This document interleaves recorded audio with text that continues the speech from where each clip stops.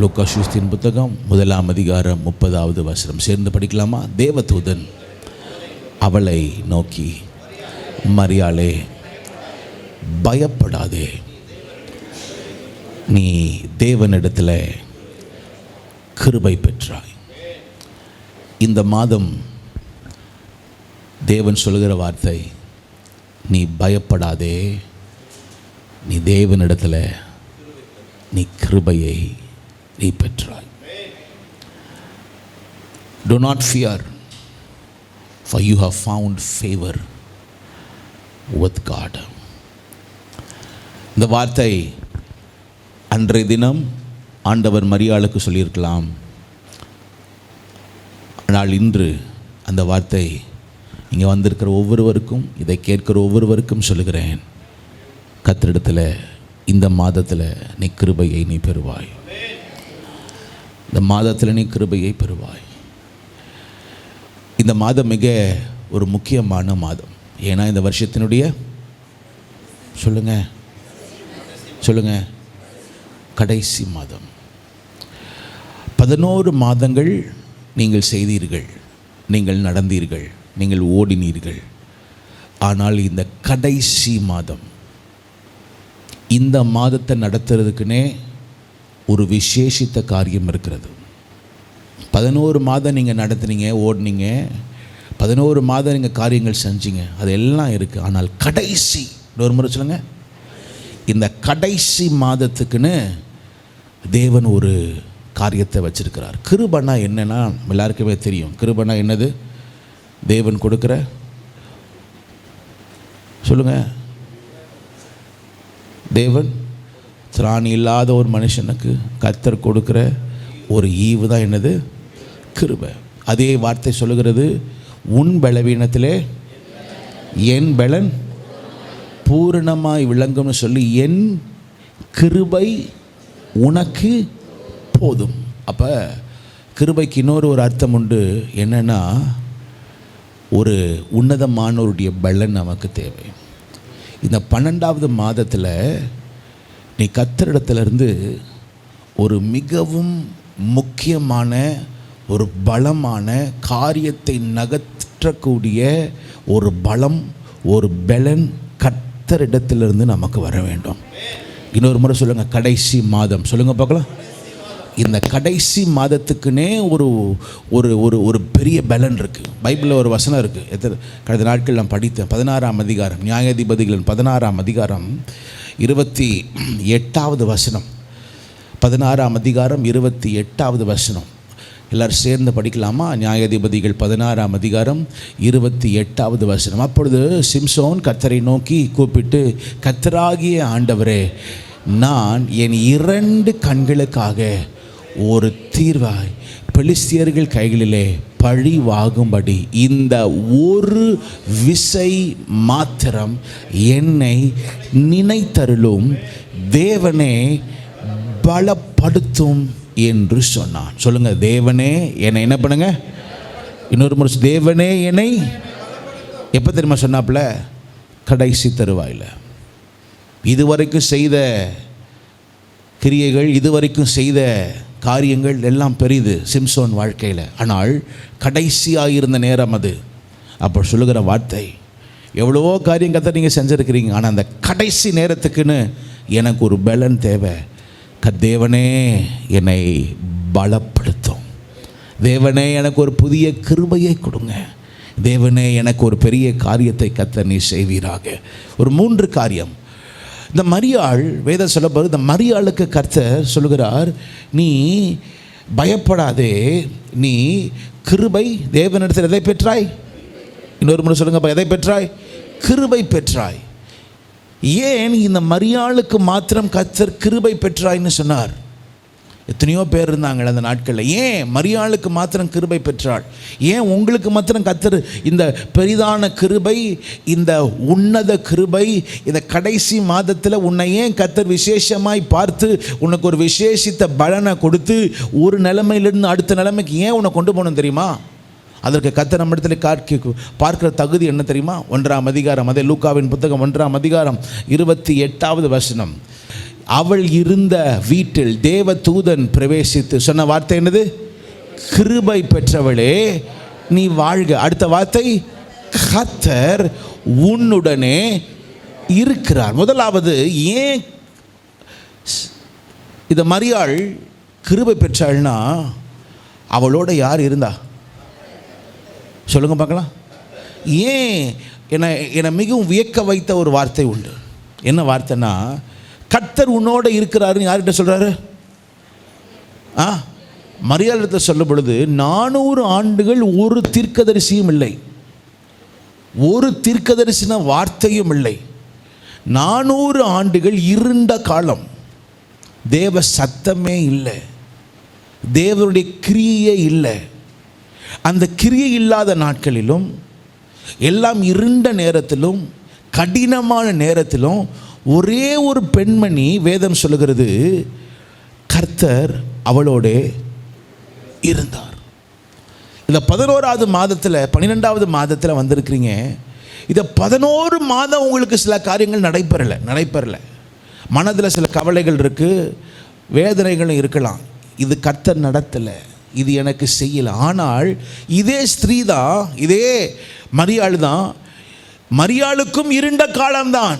ஆனால் இருண்ட காலமாக இருந்தாலும் ஒன்றை பெற்றுக்கொண்டாள். என்னன்னா, கர்த்தரை அவள் தன்னுடைய வாழ்க்கையில் வைத்து கொண்டாள்.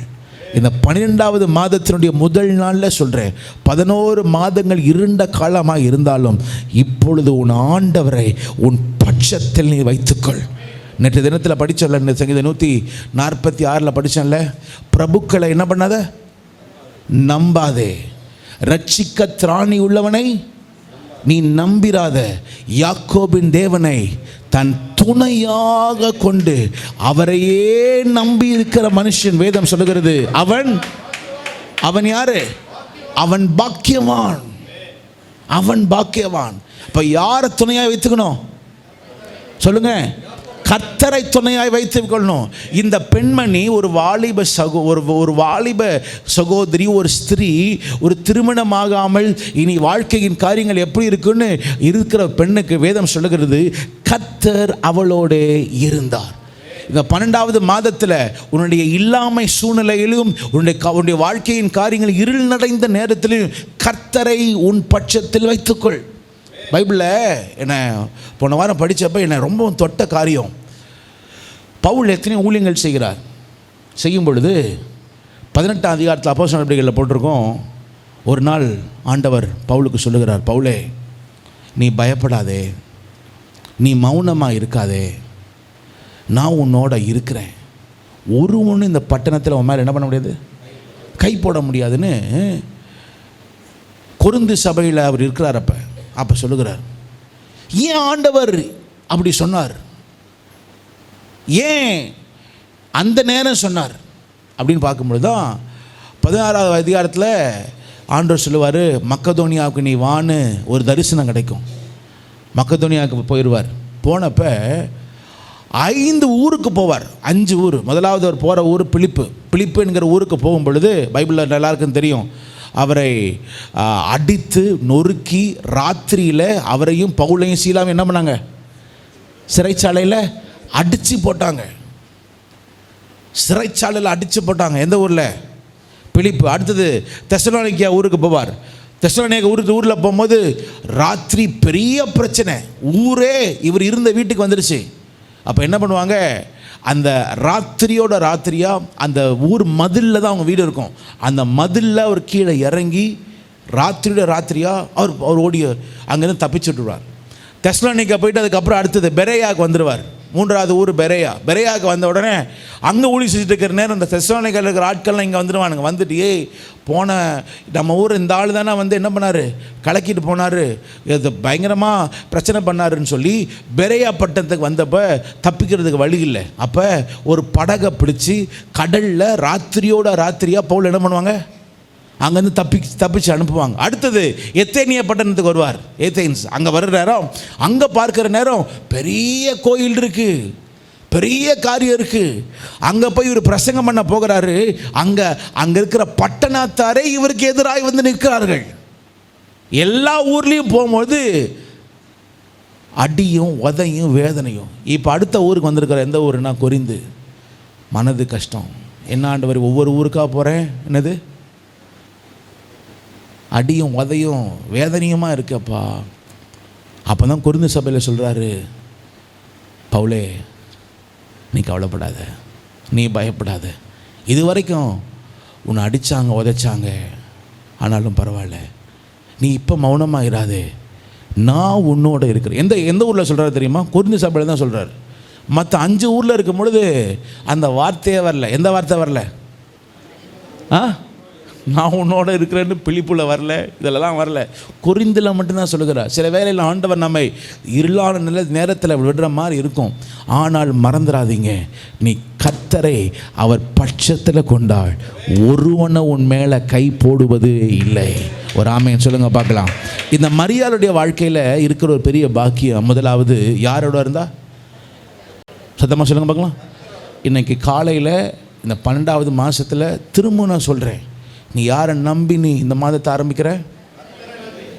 பிரபுக்களை நம்பி இல்லை, குதிரைகளை நம்பி இல்லை, ரதங்களை நம்பி இல்லை, ராஜாக்களை நம்பி இல்லை, உன் பிள்ளைகளை நம்பி இல்லை, உன் குடும்பத்தை நம்பி இல்லை, உன் பணத்தை நம்பி இல்லை, இந்த மாதம் உனக்கு கிடைக்கிற சம்பளத்தை நம்பி இல்லை. யாரை நம்பி? சத்தமாக சொல்லுங்க பார்க்கலாம். யாரை நம்பி? கர்த்தரை நம்பி இந்த மாதத்தை ஆரம்பிக்கிறோம். ஒரு ஆமென் சொல்லுங்க பார்க்கலாம். இரண்டாவது, அதே லூக்காவின் சுவிசேஷத்தின் புத்தகம் 1ஆம் அதிகாரம் 38வது வசனம். 1ஆம் அதிகாரம் 38வது வசனம். அதற்கு மரியாள், இதோ நான் ஆண்டவருக்கு யாரு? அடிமை. நான் ஆண்டவருக்கு அடிமை. இயேசு கிறிஸ்துவை சுமக்கிறவர்கள், உண்மையிலே இயேசு கிறிஸ்துவை சுமக்கிறவங்க, அவங்க என்ன சொல்லணும் தெரியுமா? நான் யாரு? ஆண்டவருடைய அடிமை. பவுல் சொல்லுகிறார், நான் கிறிஸ்து இயேசுவினுடைய அடிமை. ஆக்சுவலாக இந்த அம்மா பார்த்தீங்கன்னா ஒரு பெரிய நல்ல ஒரு யூத குடும்பத்தில், மத்தேயு சுவிசேஷத்தின் புத்தகத்தில் 1ஆம் அதிகாரத்தை நீங்கள் படித்து எடுக்க வேண்டாம். அதில் பார்த்தீங்கன்னா, அதில் வம்ச வரலாறுல பார்த்தீங்கன்னா ஆபிரகாமின் குமாரத்தி. யாருடைய குமாரத்தி? ஆபிரகாமின் குமாரத்தி. ஒரு பெரிய என்ன சொல்கிறது, பெயருள்ள ஒரு பெண்.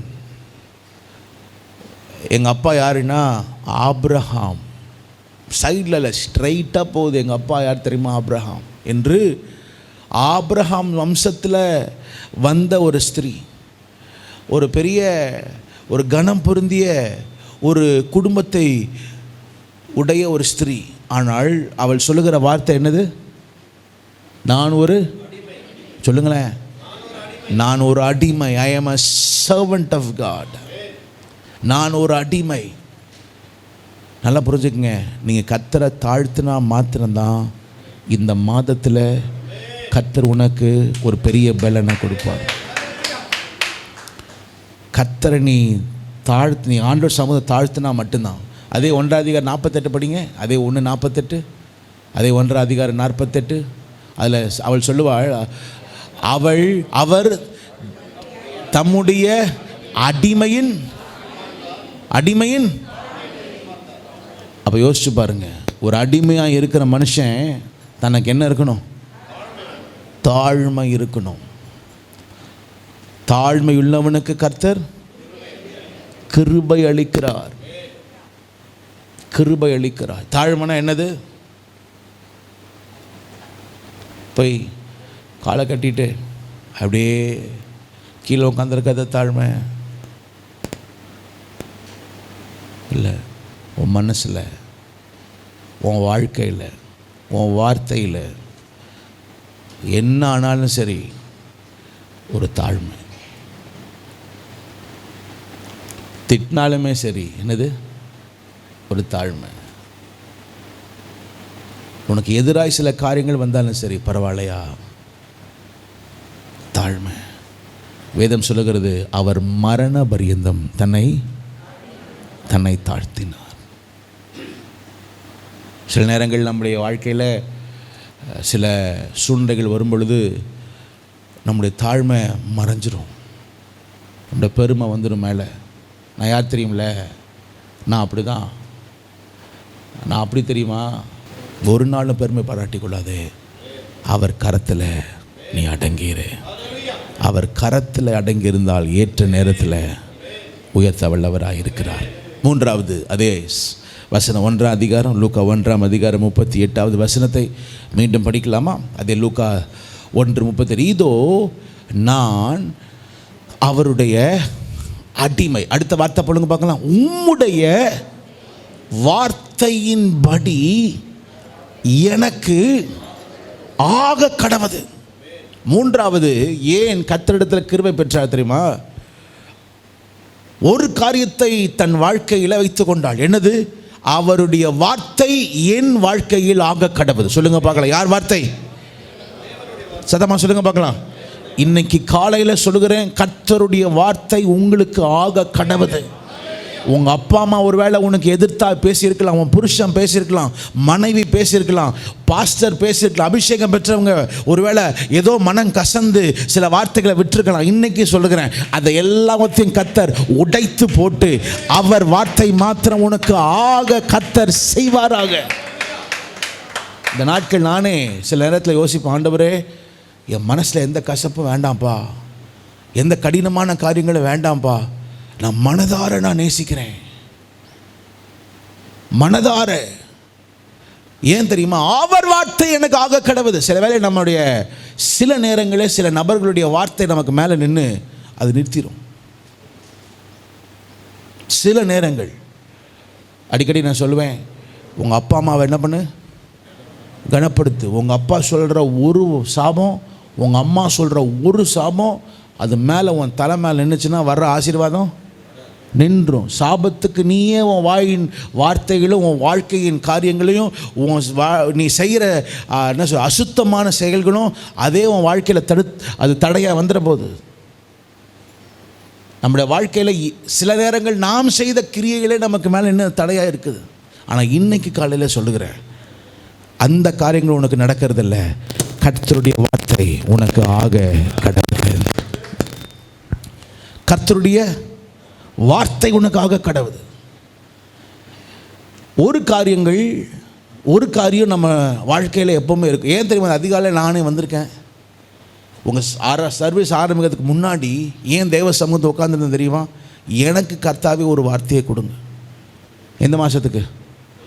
இந்த மாதத்துக்கு நான் பிரசங்கிக்கிறேன்னா ஆகாதவனாய் போகாதபடி எனக்கு ஒரு வார்த்தை கொடுங்க. சபைக்கு நீர் கொடுக்கிற வார்த்தை உண்டு, ஆனால் எனக்கு கொடுக்கிற ஒரு வார்த்தை கொடுங்க. ரெண்டு காரியம் இருக்கு. வெளிப்பது விஷயத்தில் ஒவ்வொரு சபைக்கும் கர்த்தர் வார்த்தை கொடுப்பார். கொடுக்க மாட்டாரா?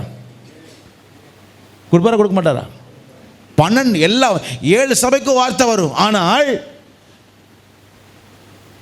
யோவான், அப்போஸ்தலன் யோவானுக்கு மட்டும் ஒரு வார்த்தை வரும். என்ன தெரியுமா வரும்? மேலே ஏறி வா, நடக்க போகிற சம்பவங்களை உனக்கு நான்.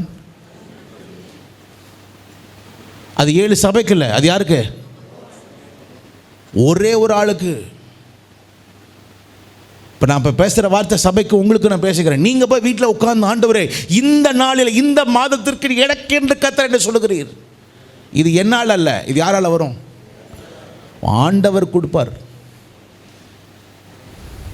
அவர் சொல்லுகிற வார்த்தை, தேவனுடைய வார்த்தை எனக்கு ஆக கடவுது. சிறு வயது முதல் தேவனுடைய வார்த்தை. அதனால தான் அவங்க பிள்ளைங்க வாயில் என்ன வரணும்? சொல்லுங்க பார்க்கலாம். வசனம் வரணும். வாயில் வசனம் வரணும். பிள்ளைகள் வாழ்க்கையில் வாயில் வசனங்கள் வருவதற்கு எங்களால் முடிஞ்ச அளவுக்கு நான் செய்கிறேன். ஆனால் உங்கள் வீட்டில் உங்கள் பிள்ளைகளை நீங்கள் வசனத்தை சொல்ல வைங்க. ஒரு வாலிப பெண் 17-18 வயசு இருக்கும், மிஞ்சி போனால் 18 வயசுள்ள ஒரு பெண் சொல்லுகிற வார்த்தை, உம்முடைய வார்த்தையின்படி எனக்கு. இதே நம்ம ஊர் பிள்ளைங்கன்னா, இந்த நடிகை போல நான் மாற விரும்புகிறேன், இந்த நடிகரை போல நான் மாற விரும்புகிறேன், இப்படி தான் சொல்லியிருக்கோம். இன்ஸ்டாகிராமில் இருக்கிற அந்த மாதிரி, ஆர்குட், ஃபேஸ்புக்னு இதில் இருக்கிற மாதிரி. ஆனால் இங்கே இந்த பெண் சொல்லுகிற வார்த்தை, உம்முடைய, சத்தமாக சொல்லுங்க, உம்முடைய கையை உயர்த்தி சொல்லுங்க. இந்த மாதத்தில் ஆண்டவரே, தேவன் உனக்கு உரைத்த வார்த்தைகள் என்னென்ன? கையை உயர்த்தி சொல்லுங்க. ஆண்டவரே, எனக்கு கர்த்தர் சொன்ன வார்த்தைகளே எனக்கு இந்த மாதத்தில் ஆக கடவுது, ஆக கடவுது.